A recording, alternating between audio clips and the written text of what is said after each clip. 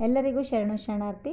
ಬಸವಣ್ಣನೇ ತಾಯಿ, ಬಸವಣ್ಣನೇ ತಂದೆ, ಬಸವಣ್ಣನೇ ಪರಮ ಬಂಧುವೆನಗೆ ವಸುಧೀಶ ಕಪಿಲ ಸಿದ್ಧ ಮಲ್ಲಿಕಾರ್ಜುನ, ನಿಮ್ಮ ಹೆಸರಿಟ್ಟ ಗುರು ಬಸವಣ್ಣನಯ್ಯ. ಇಂದು ಗುರುಪೂರ್ಣಿಮಾ. ಎಲ್ಲರಿಗೂ ಹಾರ್ದಿಕವಾದಂಥ ಶುಭಾಶಯಗಳು. ನಮಃ.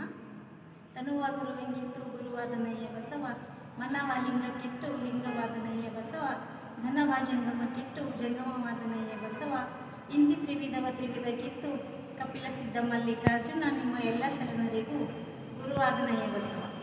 ಇವತ್ತಿನ ದಿನ ಗುರುಪೂರ್ಣಿಮೆ ಅಂಗವಾಗಿ ನಾವಿಲ್ಲಿ ಭಲ್ಕಿ ಹಿರೇಮಠ ಸಂಸ್ಥಾನಕ್ಕೆ ಬಂದಿದ್ದೇವೆ. ನನ್ನ ಧರ್ಮಗುರು ವಿಶ್ವಗುರು ಬಸವಣ್ಣನವರು ಹಾಗೂ ಚನ್ನಬಸವ ಪಟ್ಟದೇವರಿಗೆ ದರ್ಶನಕ್ಕಾಗಿ. ನಿಮ್ಮ ಗುರು ಯಾರು ಎಂದು ಕಮೆಂಟ್ ಮಾಡಿ. ಶರಣ.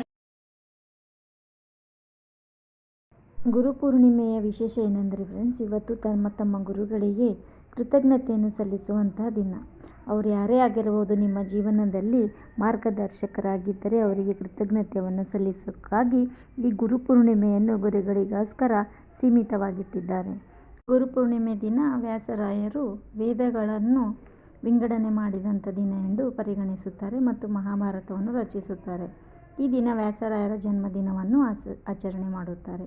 ಹಾಗಾಗಿ ಬನ್ನಿ, ನಿಮ್ಮ ಯಾರ್ಯಾರು ಗುರುಗಳಿದ್ದಾರೆ ಅವರಿಗೆ ವಂದನೆಗಳನ್ನು ಸಲ್ಲಿಸೋಣ. ಆದಷ್ಟು ಪೂಜೆ ಪ್ರಾರ್ಥನೆಗಳನ್ನು ಮಾಡೋಣ. ಈ ದಿನ ಮೌನ ಆಚರಣೆ ಮಾಡಿದರೆ ತುಂಬ ಲೇಸು. ಸಕಲರಿಗೂ ಶರಣು ಶರಣಾರ್ಥಿ.